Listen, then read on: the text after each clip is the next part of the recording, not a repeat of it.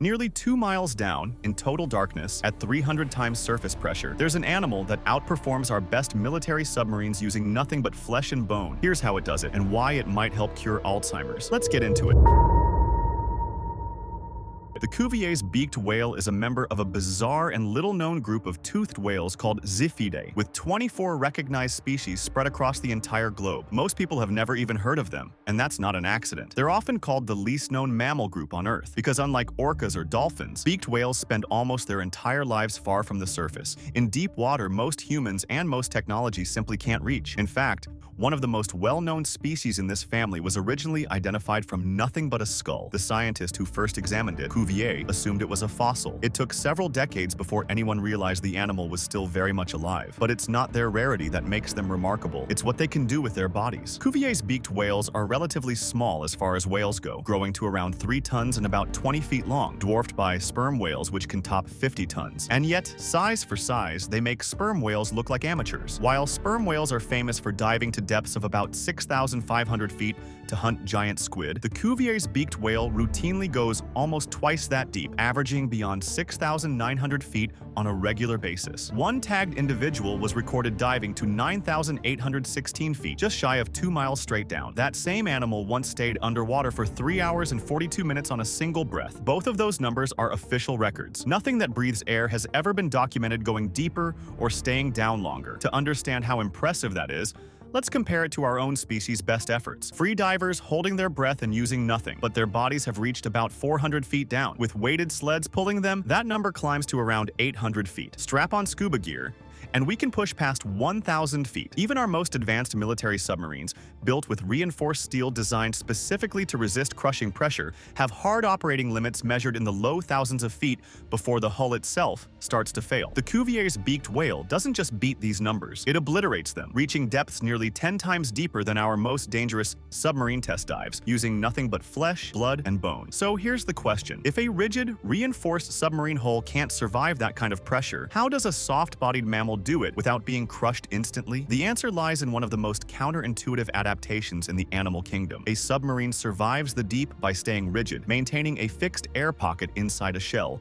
strong enough to push back against the water. But that rigidity is also its limitation, because past a certain depth, the water pressure simply overwhelms the steel. The beaked whale solves this problem by doing the exact opposite. Instead of resisting the pressure, its ribcage is built from specialized, flexible ribs that are designed to collapse. As the whale descends and the pressure builds, its ribs fold inward. Air gets squeezed out of the lungs entirely, and that air gets forced into the surrounding tissue and bloodstream, instead of trying to hold its shape against an environment that will always win. In other words, the whale doesn't fight the ocean, it gives into it, and that surrender is precisely what keeps it alive. But collapsing lungs alone don't explain how this animal survives for nearly 4 hours without breathing. That requires a second, even stranger set of adaptations, and this is where things get genuinely wild. The first layer is something we share with these whales in a much weaker form, called the mammalian dive reflex. The moment a whale submerges, its parasympathetic nervous system kicks in. Heart rate plummets, metabolism drops, and blood gets redirected almost entirely to the brain and other essential organs. In blue whales,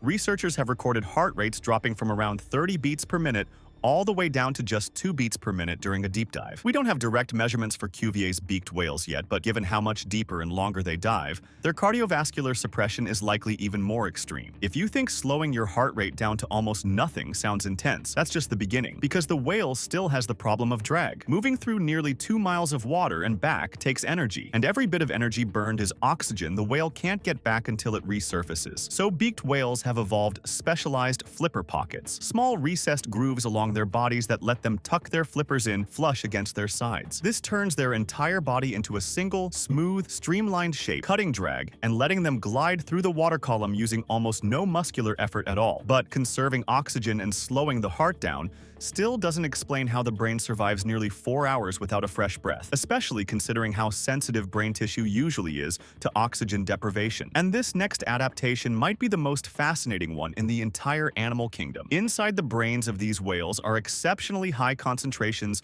of a protein called neuroglobin. This molecule does two things simultaneously. It delivers oxygen directly to neural tissue, where it's needed most, and it neutralizes reactive oxygen compounds, the toxic byproducts that build up and damage cells when oxygen becomes scarce. Basically, it's a built-in defense system against the kind of cellular damage that would otherwise start shutting down brain function within minutes in almost any other mammal. And here's where the story takes a genuinely strange turn. Researchers have also found elevated levels of a peptide called amyloid beta in the brains of these whales. If that name sounds familiar, it should, because in humans, amyloid beta is the exact protein associated with Alzheimer's disease, the one that clumps together and destroys neural connections over time. But in beaked whales, that same molecule appears to function completely differently, acting as a protective buffer against oxidative stress instead of a destructive one. Their brains are absolutely packed with a compound that would be devastating in a human, and somehow they've evolved a way to use it safely. Nobody fully understands how yet, and that mystery alone is worth paying attention to, because we'll come back to it. Finally, there's the muscle tissue itself, which acts as a massive oxygen storage system. Beaked whale muscle is loaded with myoglobin, an oxygen-binding protein, at concentrations up to 10% of total wet muscle mass. Compare that to humans, where myoglobin makes up only a small fraction of a percent of muscle tissue, and you start to understand just how much of this animal's body has been repurposed purely as an oxygen tank. That muscle tissue also absorbs the gas being displaced from the lungs as the ribcage collapses under pressure, essentially recycling air that would otherwise be lost. Put all of that together: the collapsing ribcage, the extreme dive reflex, the flipper pockets, the neuroglobin, the amyloid beta, and the myoglobin-packed muscle, and you get an animal that can descend to depths that would instantly destroy a human diver or a military submarine, stay there for nearly 4 hours, and return to the surface completely unharmed. And this is exactly where the story stops being just a curiosity and starts becoming genuinely important. Because the same features that let this whale survive the deep are now being studied for what they could mean for us. Understanding how the beaked whale's brain